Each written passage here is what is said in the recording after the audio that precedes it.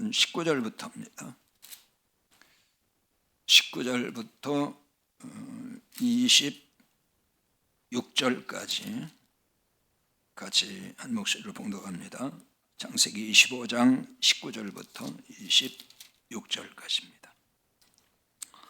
아브라함의 아들 이삭의 족보는 이러하니라. 아브라함이 이삭을 낳았고 20절 같이 봅시다. 이삭은 40세 리브가를 맞이하여 아내를 삼았으니 리브가는 밧단 아람의 아람 족속 중 무두엘의 딸이요 아람 족속 중 라반의 누이였더라. 이삭이 그의 아내가 임신하지 못하므로 그를 위하여 여호와께 간구하매 여호와께서 그의 간구를 들으셨으므로 그의 아내 리브가가 임신하였더니 그 아들들이 그의 태 속에서 서로 싸우는지라. 그가 이르되 이럴 경우에는 내가 어찌할꼬 하고 가서 여호와께 묻자온데 여호와께서 그에게 이르시되 두 국민이 네 태중에 있구나. 두 민족이 네 복중에서부터 나누이리라.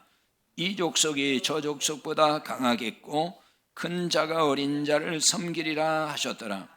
그 해산 기한이 찬즉 태 쌍둥이가 있었는데 먼저 나온 자는 붉고 전신이 털옷 같아서 이름을 에서라 하였고 후에 나온 아우는 손으로 에서의 발꿈치를 잡았으므로 그 이름을 야곱이라 하였으며 리브가가 그들을 낳은 때에 이삭이 60세였더라. 아멘. 창세기는 흥미진진한 스토리가 있는 성경입니다. 아담과 하와 이야기도 그저 평범한 그 이야기는 아니죠. 그 속에 굉장히 깊은 그 복음이 담겨 있습니다.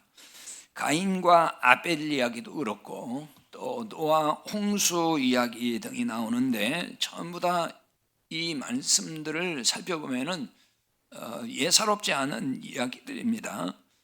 특히 이제 아브라함이 등장하면서 거기에 이제 그 부인 사라가 등장을 하고 그 아브라함의 이제 일대기가 쭉 나오는데 그 이야기를 쭉 그동안 봤지만은 굉장히 흥미진진한 이야기가 있죠. 아브라함 이야기에 등장하는 그 롯, 조카 롯 이야기, 또 그래서 거기 소돔성 멸망 이야기라든지 또 그 하갈의 이야기 등 뭐 이런 그 이야기들이 사이사이 이렇게 나오는데 그 아브라함의 일생을 보면서 긴장감을 더해주는 그런 말씀이죠. 그리고 아브라함의 아들 이삭이 이제 결혼 이야기도 다 살펴봤는데 그 결혼 과정도 그것도 그렇게 평범하지는 않습니다. 또 오늘 본문에 나오는 에서와 야곱의 이야기 또한 우리가 잘 알고 있는 이야기이긴 하지만은 그 이 이야기가 과연 무엇을 우리에게 전달해 주는 건지 그 영적인 의미가 뭔지에 대해서는 그렇게 쉬운 얘기는 아닙니다. 그러나 그 반복해서 말씀드리지만은 모든 이야기에는 구원의 복음이 담겨 있다는 거, 그것만큼은 놓치지 말아야 됩니다. 그러니까 구원의 복음이 담겨 있는 창세기의 그 이야기를 그 같은 이야기이긴 하지만은 관점에 따라서 이제 설명이 조금씩 달라질 수는 있어요. 그러니까 그 말씀을 읽고 깨달은 사람에 따라서 깨달은 부분들이 조금씩 다를 수는 있거든요. 그러니까 설교자에 따라서 조금씩 각도가 다르게 이야기를 하기도 하고 또 해석도 하고 풀이를 하잖아요. 그러니까 깨닫는 관점에 따라서 이제 설명이 달라질 수밖에 없는데 중요한 것은 어디에다가 중점을 두고 있느냐, 그 속에서 어떤 복음을 말하고 있느냐, 이게 이제 중요한 거거든요. 그러니까 어떤 관점에서 보든지 또 어떤 각도에서 보든지 간에 그 이야기 속에 계시된 복음을 드러내야 된다는 거죠. 그럼 오늘 본문도 그동안 앞에서 설명을 했던 것처럼 교회 관점에서 오늘도 살펴봅니다. 이게 이런 것들이 다 복음의 관점인 거예요. 전에 다 이제 앞에서 설명을 했어요. 주로 이제 그 사라가 나오고 하갈이 나오고 또 이런 과정 속에서 그것을 전부 다 교회의 관점으로 우리가 살펴봤습니다. 자, 이삭의 아내 리브가가 이 결혼을 했는데 20년이 지나도록 임신하지를 못했습니다. 이삭이 그 리브가와 몇 세 결혼했냐면은 그 20절에 보면은 40세에 결혼했거든요. 일찍 결혼한 건 아니에요. 그 시대로 보면은 지금도 그렇지만은 40세에 결혼했어요. 그리고 에서와 야곱을 낳았을 때가 몇 세냐면은 26절에서 보면은 60세에 낳았다 그랬어요. 60세. 그러니까 늦게 결혼했고 늦게 자식을 낳은 거예요. 이삭은 아내의 임신을 위해서 기도했다고 나옵니다. 그리고 하나님이 이 기도를 들으셨다 이렇게 나오죠. 21절인데요. 같이 볼까요? 이삭이 그의 아내가 임신하지 못함으로 그를 위하여 여호와께 간구하며 여호와께서 그의 간구를 들으셨으므로 그의 아내 리브가가 임신하였더니. 자, 이런 이제 그 사라의 임신 이야기도 그렇고 또 지금 리브가도 그렇고 그 사무엘상의 한나 임신 이야기도 그렇고 성경에 보면 임신하지 못했는데 또 기도했더니 임신했다. 이런 그 이야기들이 있단 말이에요. 그러니까 이런 이야기들을 우리가 잘 이해를 해야 되는데 이런 이야기가 임신하지 못하면은 부부가 간절히 기도할 때 그럼 임신할 수 있다라고 하는 그런 교훈을 주는 말씀일까? 대개 이제 그렇게 또 그대로 믿는 사람들이 있어요. 그래서 아기가 생기지 않으면은 봐라 성경에 이렇게 기도했더니 뭐 니브가도 그랬고 한나도 그랬고 다 그렇게 해서 자식 낳지 않았느냐. 그러니까 하나님께 작정 기도 좀 해. 이런 식의. 이게 그런 얘기일까? 예? 자식을 낳지 못하면은 기도하면 하나님 주시니까 기도하라는 그런 교훈일까? 만약에 그런 교훈이라면은 자식을 낳지 못하는 사람은 다 기도하면 자식 낳아야 못 낳아요 그러면? 낳아야 맞는 거죠. 그게 진리라면. 진리라는 얘기는 변함이 없다는 얘기예요. 처음부터 끝까지 구약이나 신약이나 그게 진리로 말씀한 거라면은 그게 사실이라면은 그대로 이루어지는 게 맞는 거란 말이에요. 그러니까 자식을 못 낳을 때에 기도하면 주시더라. 그게 진리라 그러면은 모든 그리스도인들은 기도하면은 자식을 낳아야 되는 거예요. 그러면은 못 낳을 때. 그게 진리니까요. 그런데 보세요. 기도한다고 다 낳아요? 아니잖아요. 못 낳는 사람 못 낳아요. 목회자도 그래요. 저 아는 목사, 저 친구 목사도 자식 못 낳았어요. 기도 얼마나 많이 했겠냐고요. 근데 못 낳았다고요. 그러니까 그게 뭘 의미하는지를 알아야 돼요. 항상. 그러면 뭐 낳은 사람들은 뭐 기도를 세게 했고 뭐 더 믿음이 좋아서 낳은 거냐? 그렇게 해석하면 안 되는 거예요. 그러면은. 그러니까 이런 얘기는 그런 메시지를 주는 게 아니다. 그 얘기인 거죠. 부부가 그 불임 부부가 뭐 기도하면은 임신한다. 기도하면은 하나님 임신하게 해준다. 그런 교훈을 주는 게 아니란 말이에요. 자, 앞부분에서의 스토리와 마찬가지로 이런 건 전부 다 뭐냐면은 하나님의 구원 언약을 설명하는 이야기인 거예요. 그거를 설명하는 하나의 소재, 일종의 또 비유이기도 한 거예요. 만약 자 이렇게 생각해 봐요. 그러니까 만약 이삭이 기도하지 않았다면 리브가가 끝내 임신하지 못했을까? 이런 생각을 해봐야 되잖아요. 그러니까 하나님이 자식을 이 집에 원래 안 줄 건데, 하나님이 원래 주려고 한 게 아닌데 기도했기 때문에 자식을 낳게 되었다는 그 얘기일까? 원래는 안 줄 거예요, 하나님이. 근데 기도하니까 아 그래, 참 기특하구나, 내가 감동받았어, 그래 이제 자식 낳게 해줄게, 뭐 이래서 낳다, 그런 얘기냐는 거예요. 기도하지 않아도 임신했을 것이고 자식을 낳았을 거라는 거예요. 왜냐하면 하나님의 언약이 이삭을 통해서 이루어져야 하기 때문인 거예요. 그러니까 이건 지금 하나님의 언약이 이루어져가는 과정을 지금 쭉 보여주는 거예요. 아브라함부터 쭉 시작을 해서, 물론 그 언약이 그 위로 더 거슬러 올라가면은 창세기 3장까지 올라가지만은 좀 더 구체화되기 시작한 것이 이제 아브라함 때부터거든요. 그 언약이 지금 계속 이루어져 가는데 이삭을 통해서 이루어져 가고 있다는 거예요. 아브라함에게 하신 하나님의 구원 언약은 이삭을 통해서 반드시 이루어진다. 왜냐하면 이삭이 하나님이 아브라함에게 약속하신 그 언약의 아들이에요. 그 언약의 아들이니까 그 아들을 통해서 하나님의 언약이 또 이루어지는 것이 맞는 거죠. 자, 왜 그러냐면은 하나님은 언약에 신실하시기 때문이다. 하나님은 실언을 하지 않으셔요. 한번 말씀한 건 반드시 이루신다는 거죠. 아브라함이 신실하지 못해서 하갈을 취했잖아요, 사실은. 그건 아브라함이 신실하지 못한 거예요. 하나님의 언약을 끝까지 붙들고 가면 되는 건데 그 아브라함에게 그 신실함이 없어요. 그러니까 어떻게 했어요? 하갈을 취해서 자식을 낳았잖아요. 이게 우리들의 모습이에요. 그러니까 우리는 그렇게 잘 못 믿어요. 그래서 우리는 우리 생각대로 한다고 그냥 일을 저질러요, 그냥. 그럼에도 불구하고 하나님은 언약대로 이삭을 낳게 하셨어요. 그러니까 아브라함의 신실하지 못함에도 불구하고 하나님은 신실하시기 때문에 언약대로 이삭을 낳게 해주셨다, 그 얘기예요.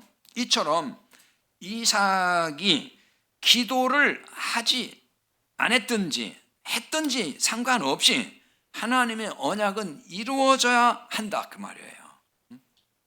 그게 하나님의 신실함이에요. 그러니까 이 말은 무슨 얘기냐면은 이제 굳이 제가 기도를 하든지 안 하든지라는 얘기를 쓴 거는 이삭이 신실하든지 신실하든지 않든지 간에 그 말이에요. 하나님은 신실하시다. 그러니까 하나님의 구원 언약은 인간의 신실함과는 상관없이 하나님의 약속이기 때문에 이루어진단 말이에요. 만약에 인간이 반드시 하나님처럼 신실해야만 이루어진다 그러면은 이루어질 수가 없어요. 그러면 왜? 우리는 신실하지 못하니까. 자, 이렇게 얘기하면은 그러면은 이삭이 기도를 안 했어도 그게 이루어졌을 거라 이렇게 얘기하니까 그러면은 기도를 하지 않아도 된다는 겁니까? 기도 안 해도 되겠네요. 또 이렇게 생각하면 안 되는 거예요.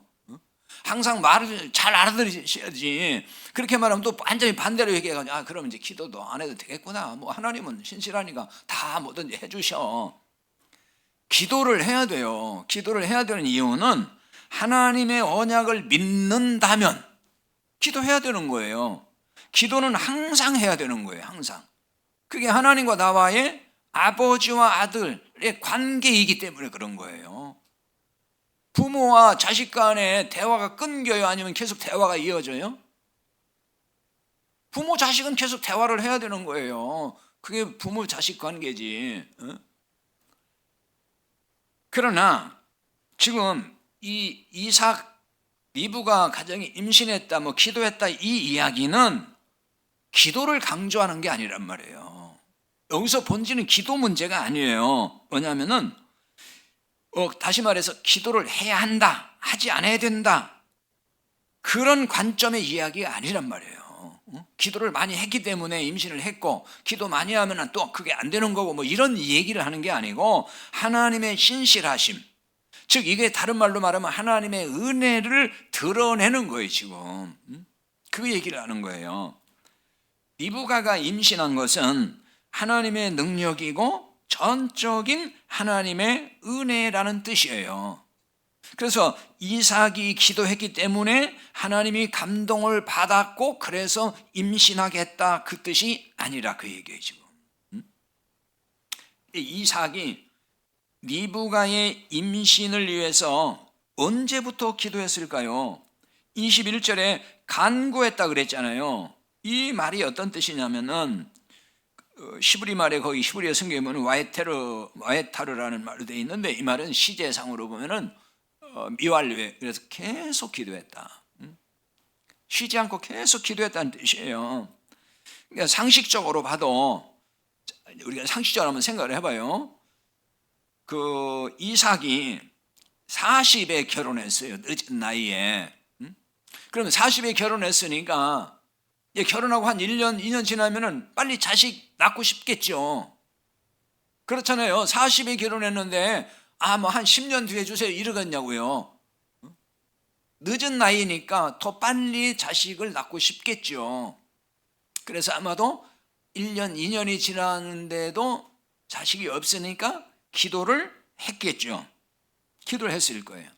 그 기도할 때는 그 언약을 기억하고 기도했을 거예요. 하나님의 언약을 붙들고. 이런 것이 하나님의 언약을 붙들고 기도한다는 거예요. 항상 우리 기도는 하나님의 언약을 붙드는 거예요. 이게 거의 20년을 늘 기도했다고 볼 수 있는 거죠. 계속 기도했다고 했으니까. 그럼 20년 만에 자식을 낳게 했다는 말은 무슨 얘기냐면은 하나님의 때에 하나님이 하신다는 의미를 주는 거예요. 그러니까 인간의 때, 인간이 원하는 때에 인간의 방법으로 주는 게 아니고 하나님의 때에 하나님이 하신다. 그러니까 예를 들면 사람의 욕심이라면 결혼하고 1년, 2년 뒤면 빨리 자식 낳고 싶고 늦어도 3, 4년은 낳고 이런 거잖아요. 근데 하나님 그렇게 한 게 아니에요. 20년을 기다리겠다. 그러니까 이삭이 기도라는 노력을 통해서 자식 낳는 결과를 얻었다. 그 얘기 아니에요. 그러니까 이거는. 그 말을 하는 게 아니란 말이에요. 인간이 노력해도 할 수 없는 일을 하나님이 하셨다는 걸 말하는 거란 말이에요.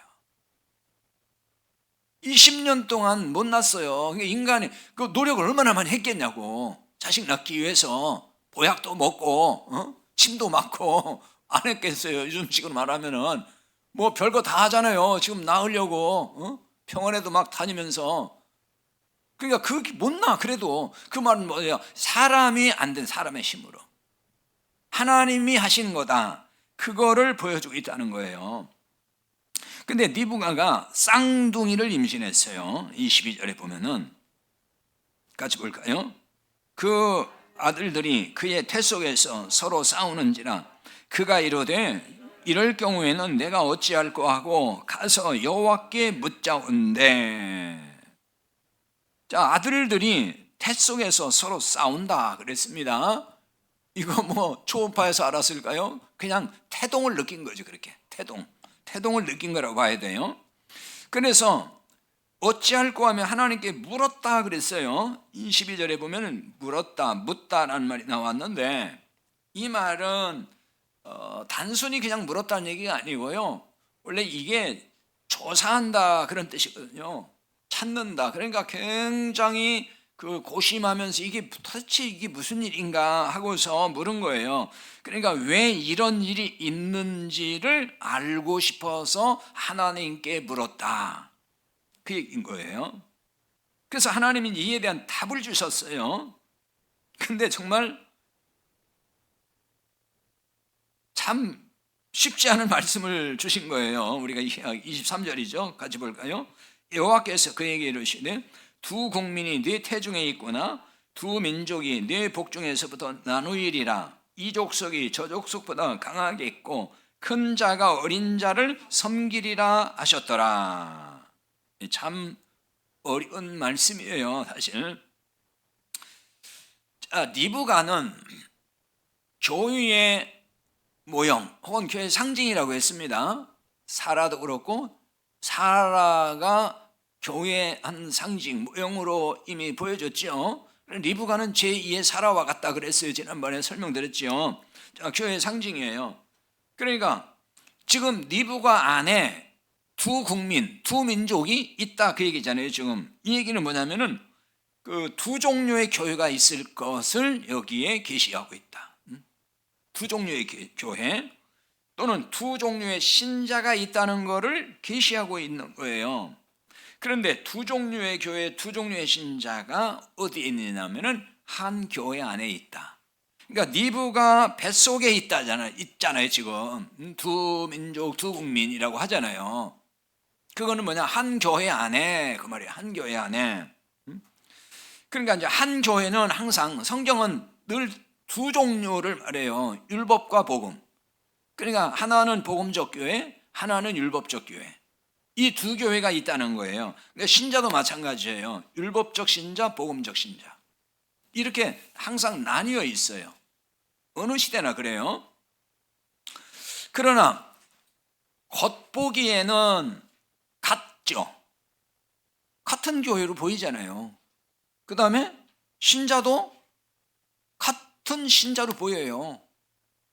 같이 이렇게 다 나오면은 뭐 다 똑같은 신자로 보이지 겉으로 드러났을 때 저 사람 율법적 신자, 뭐 복음적 신자 이렇게 알 수 있어요? 그 다음에 다 교회 간판 걸면 다 같은 교회로 보이지 이게 뭐 율법적 교회인지 복음적 교회인지 어떻게 아냐고. 들어가 보니까 아는 거지. 그런 얘기예요. 그러니까 이렇게 같이 보이지만은 사실은 다르다. 같아 보이지만 다르다는 거예요. 그러니까 복음적 교회는 생명이 있는 걸 말하는 것이고 율법적 교회는 생명이 없는 걸 말하는 거예요. 이 두 존재는 항상 뭐가 같냐? 물과 기름과 같아요. 안 섞인단 말이에요. 하나가 되지 않아요. 그래서 분쟁이 발생하는 거예요. 분쟁, 싸움이 생긴단 말이에요. 크게 보면은 이 때문에 교회가 분열을 하고 하나 될 수가 없어요. 그러니까 이 같은 영적인 원리를 모르면은 사람들은 그러죠. 왜 이렇게 교회들이 싸우냐고, 왜 이렇게 파가 맞느냐, 갈라지느냐, 이런 얘기들을 하잖아요. 이해가 안 되죠. 물론 그 분열이라는 게 율법적 교회가 사실은 분열을 더 많이 해요. 율법적 교회가 분열을 더 많이 하는 거예요. 한국 교회가 왜 이렇게 분열이 많을까요? 율법적 교회라 그런 거예요. 율법적 교회는 항상 말씀드리지만 경쟁적이고 그 다음에 서로 판단자라고 정죄하고 이래요. 그러니까 싸움이 생기는 거고 그러니까 나눠지는 거란 말이에요. 사람들은 성질하면 그래 여기서 끝내자 뭐 이러잖아요. 항상 교회가 그래요. 항상 싸우다가 안 맞으면 그래 당신들은 당신대로 가 우리끼리 갈 거야 이러고 갈라버려 그냥. 그게 율법적 교회의 특징이에요. 그게. 그래서 자꾸 나눠지는 거예요. 복음적 교회는 그러질 않아요. 그렇게 나눠지지 않아요. 그러니까 교회가 싸우고 분열하고 교파가 자꾸 생기는 이유는 이 전부 다 율법적 교회라서 그런 결과가 나온다. 이렇게 영적인 원리를 좀 이해할 필요가 있어요. 그러니까 어떤 교회는 예를 들면 물리적인 충돌은 없어요. 겉보기엔 참 평온해요. 아무 문제 없이 보여요. 그렇다고 그게 하나 된 교회냐? 그렇게 말할 수는 없어요. 단정할 수가 없어요. 그냥 잠재해 있는 거죠. 영적으로 사실은 다 나뉘어져 있거든요. 다 나뉘어져 있어. 율법적이고 복음적인 사람이 나뉘어져 있는데 근데 거기 아무 문제 없이 그래서 교회가 이렇게 잠잠히 가니까 사람들은 은혜가 충만하다고 하지만은 반드시 그런 건 아니에요. 그런 교회도 어떤 사안이 생기고 문제가 하나 딱 발생하면은 그게 기폭제가 돼가지고 역시 또 교회가 쫙 나눠질 수 있는 가능성을 항상 가지고 있다. 그거 알아야 됩니다. 그런데 여기 이제 중요한 게 지금부터 잘 이해를 해야 되는데요. 큰 자가 어린 자를 섬긴다 이렇게 나와 있어요. 여기서 큰 자는 장자로 태어난 에서를 말하는 거죠. 어린 자는 차자, 동생 야곱이죠. 이건 이제 문자대로 보면은 에서가 야곱을 섬긴다는 뜻이 됩니다. 문자대로 보면. 훗날에 보면은 그 에서의 후손들, 에돔 족속이거든요. 이런 사람들이 이스라엘을 이렇게 섬겨요. 이스라엘이 다윗 때 막 강대해지고 할 때 그럴 때가 있긴 있었어요. 그럼 이게 지금 그런 얘기를 하는 걸까? 이 말씀의 진의가 뭘까 하는 거예요. 그거를 잘 설명해 주는 부분이 이제 복음으로 잘 설명하고 풀어주는 게 로마서 9장 10절에 13절이에요. 이게 그 배경에서 사도 바울이 지금 오늘 창세기 25장 이 배경에서 기록을 한 거거든요. 자, 거기 적어놨으니까 같이 볼까요? 그뿐 아니라 또한 리브가가 우리 조상 이삭 한 사람으로 말미암아 임신하였는데 그 자식들이 아직 나지도 아니하고 무슨 선이나 악을 행하지 아니하는 때에 택하심을 따라 되는 하나님의 뜻이 행위로 말미암지 않고 오직 부르시는 이로 말미암아 서게 하려 하사 리브가에게 이르시되 큰 자가 어린 자를 섬기리라 하셨나니 기록된 바 내가 야곱은 사랑하고 에서는 미워하였다 하심과 같으니라. 지금 이게 오늘 본문에 있는 내용을 사도 바울이 복음으로 연결해서 설명하는 거예요. 이게 굉장히 중요한 말씀이에요. 그렇기 때문에 자, 일단 이거를 뭐 일일이 다 자세한 설명은 오늘 하지 않겠습니다. 여기 큰 자가 어린 자를 섬기리라 한 것은 그대로 오늘 본문에 있는 문자 그대로 인용을 했어요. 근데 그 뒤에 기록된 바 내가 야곱은 사랑하고 에서 미워하였다 하심과 같은, 이거는 창세기에 있는 건 아니고 말라기 1장 2절과 3절에 있는 말씀이에요. 그걸 인용한 거예요.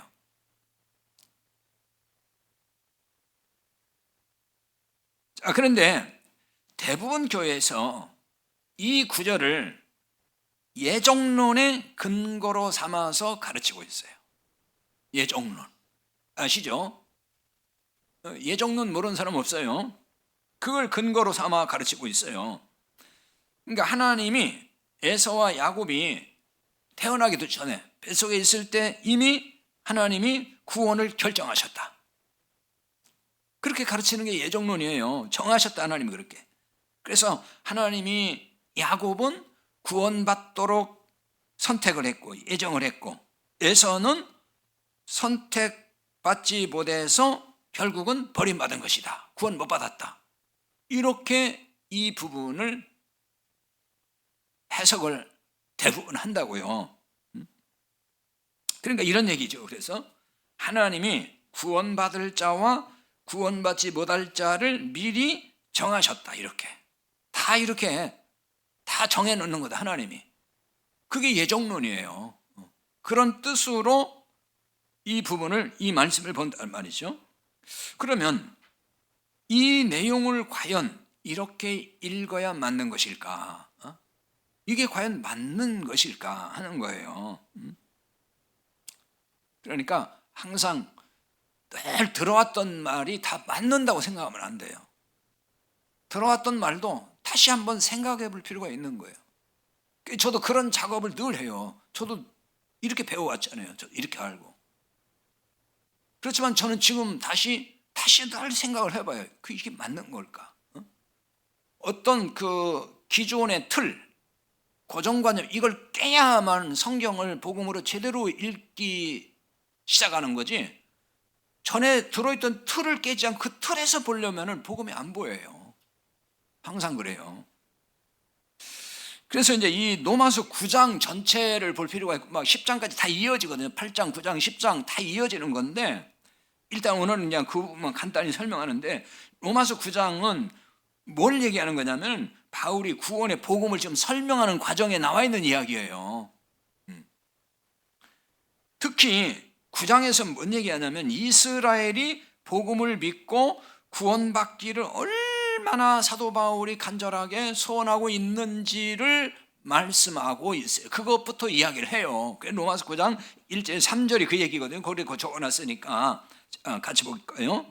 내가 그리스도 안에서 참말을 하고 거짓말을 아니하노라. 나에게 큰 근심이 있는 것과 마음에 그치지 않는 고통이 있는 것을 내 양심이 성령 안에서 나와 더불어 증언하노니, 나의 형제 곧 골육의 친척을 위하여 내 자신이 저주를 받아 그리스도에게서 참 끊어질지라도 원하는 바로다. 자, 여기 이제 그 오자가 나왔어요. 그리스도께서가 아니고 그리스도에게서. 잘못 쳤어요, 제가. 그다음에 그 앞에 성령 앞에 아멘가 아니고 성령 안에서 그 말입니다. 성령 안에서 나와 더불어 증언하노니 나의 형제 곧 굴육의 친척을 위하여 내 자신이 저주를 받아 그리스도께서 끊어질지라도 원하는 바로다.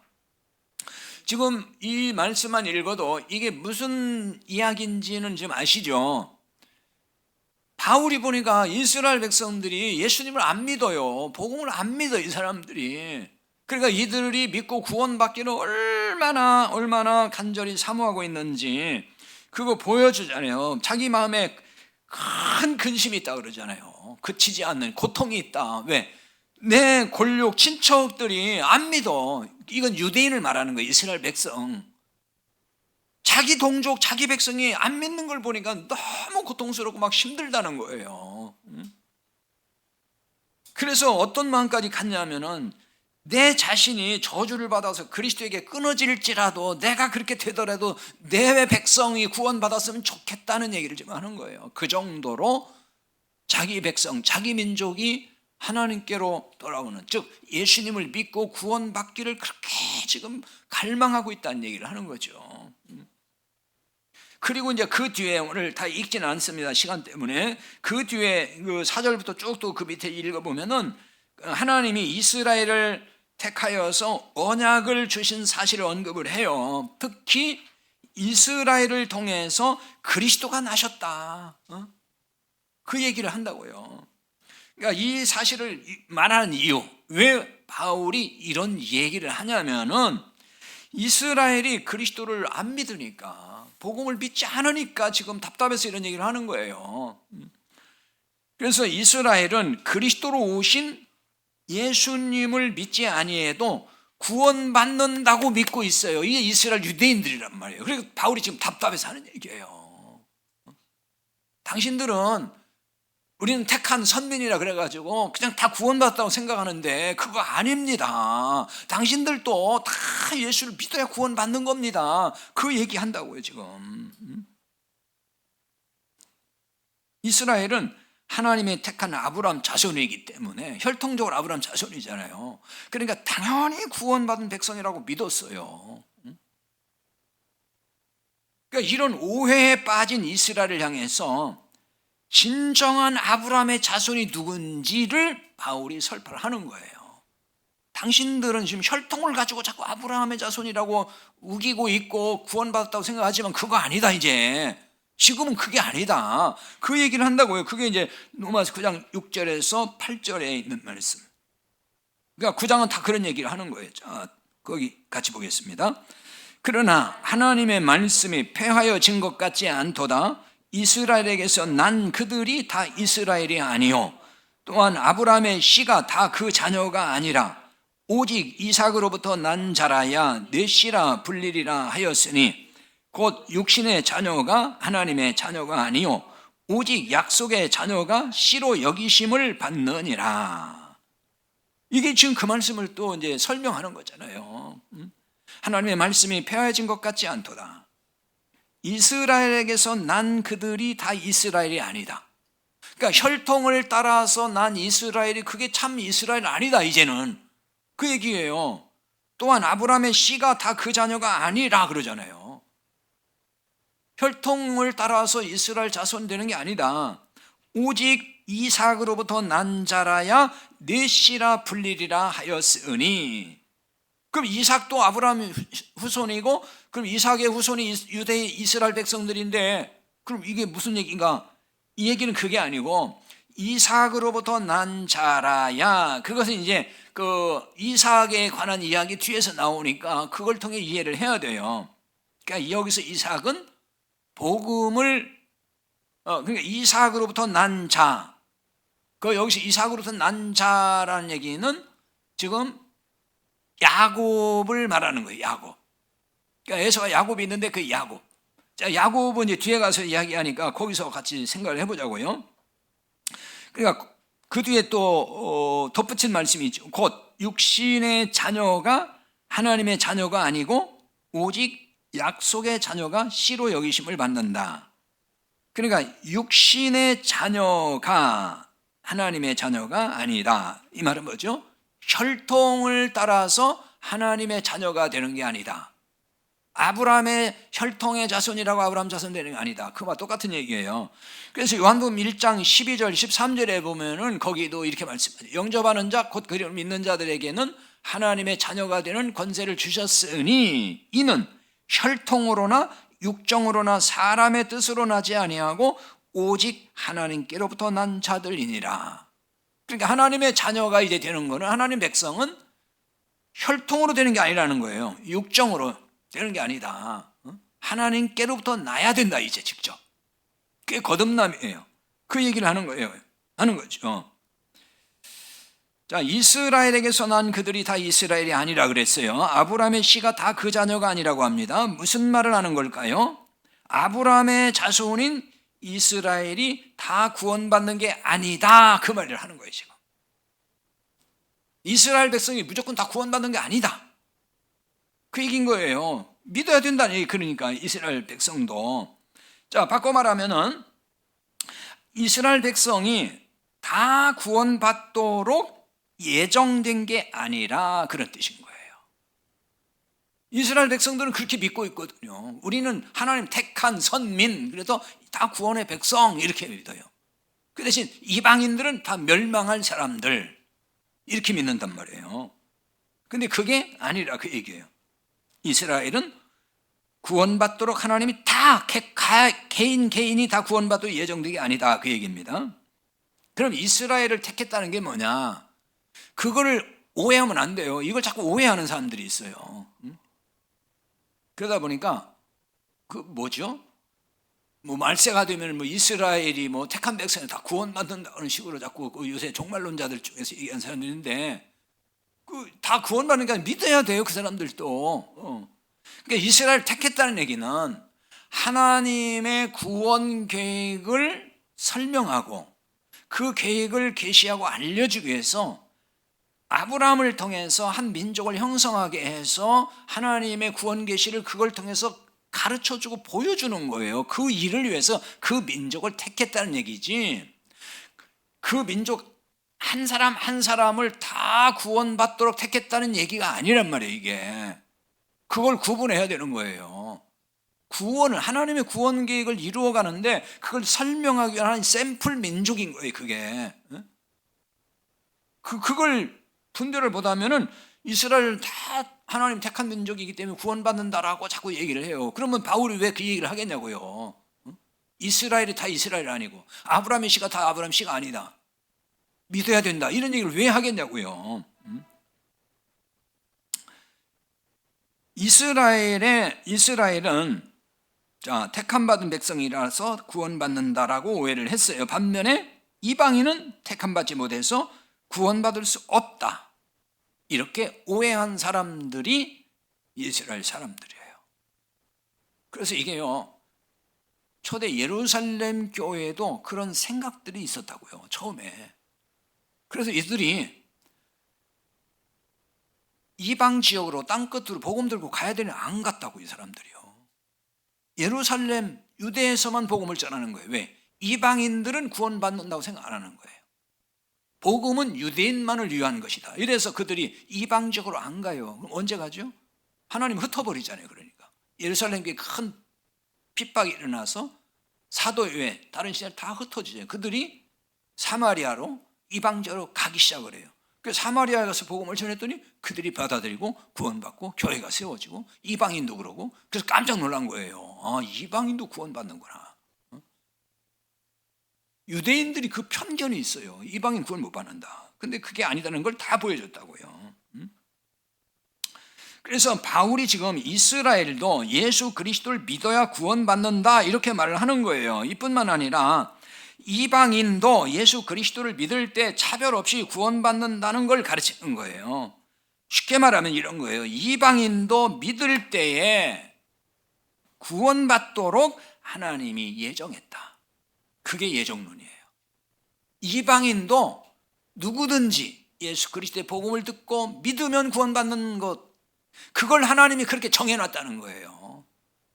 창세전에 예정했다는 게 그 말이에요. 그렇게 예정했다는 거예요. 자, 갈라디아 3장 6절 8절에 그 말씀을 통해 더 보충해 보자고요. 같이 봅니다. 아브라함이 하나님을 믿음에 그것을 그의 의로 여기 정하셨다함과 같으니라. 그런즉 믿음으로 말미암은 자들은 아브라함의 자손인 줄 알지어다. 또 하나님이 이방을 믿음으로 말미암아 의로 정하실 것을 성경이 미리 알고 먼저 아브라함에게 복음을 전하되 모든 이방인이 너로 말미암아 복을 받으리라 하였느니라. 이게 지금 그런 말씀이에요. 설명을 하는 거잖아요. 그러니까 자, 아브라함도 하나님을 믿을 때에 그 믿음을 보고 의로 정하셨고, 그런즉 믿음으로 말미암은 자들이 아브라함의 자손이다. 믿음으로 아브라함 자손 된다는 얘기예요. 혈통으로 되는 게 아니고. 또 하나님이 이방도 어떻게 이방을 믿음으로 말미암아 의로 정하실 것을, 의로 정한다는 게 뭐예요? 의롭게 해준다, 구원받는다는 얘기를 하는 거예요. 그걸 성경이 미리 알고 먼저 아브라함의 복음을 전했다.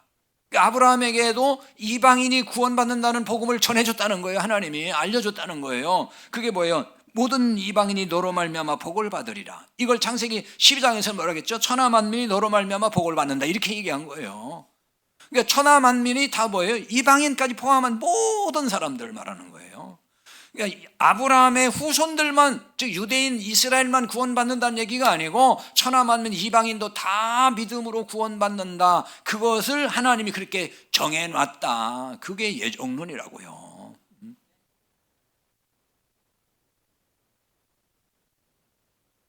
그러니까 바울은 여기서 이스라엘이나 이방인이나 똑같이 믿음으로 구원받는다고 말을 하는 거예요.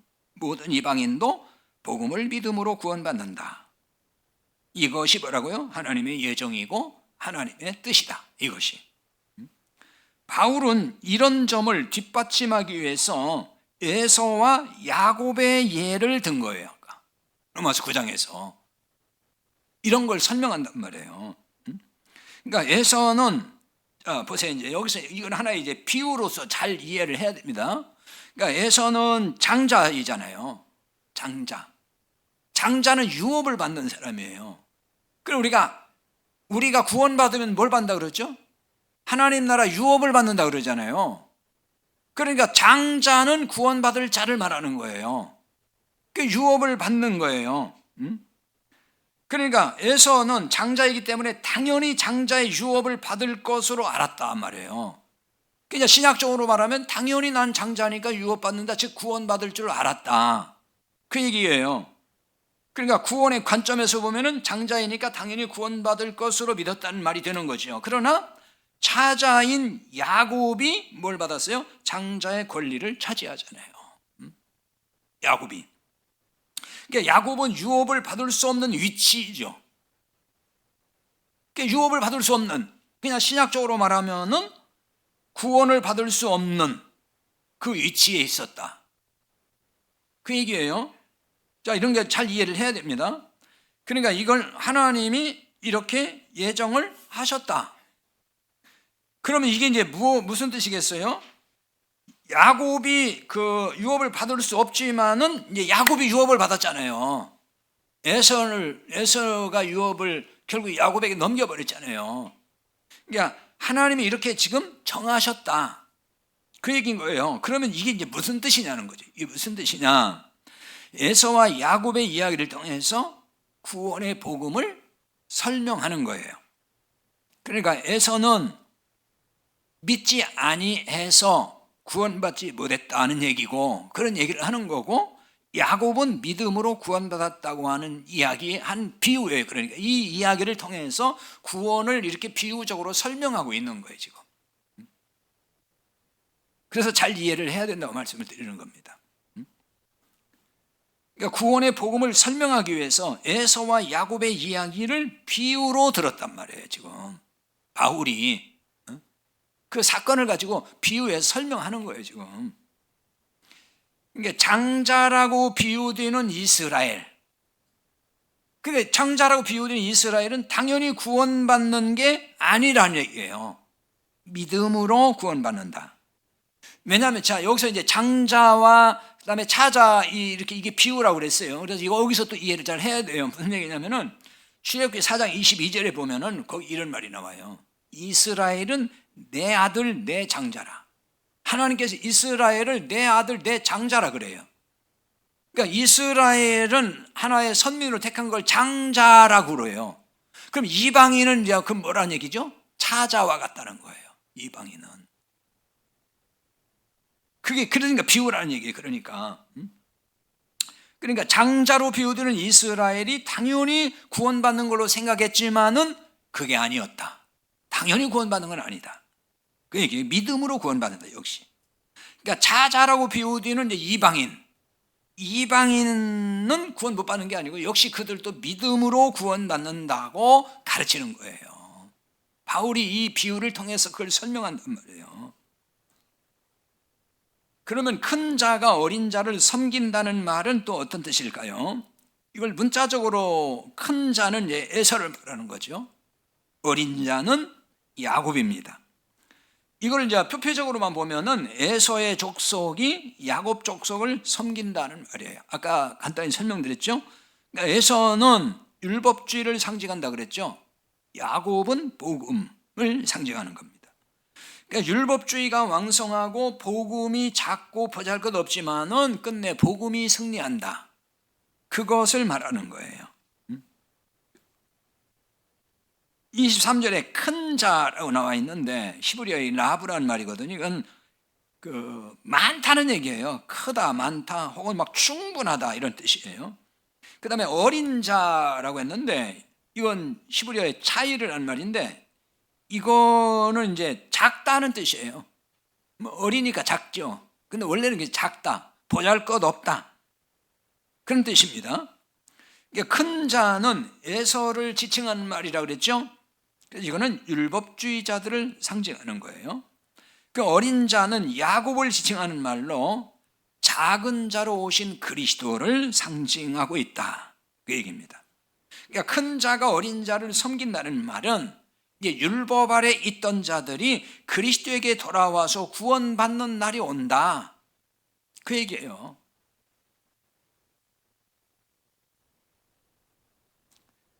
율법주의자는 복음을 깨닫기 전에는 자신을 크게 보고 자격이 충분하다고 생각을 해요. 이게 율법주의자의 특징이에요.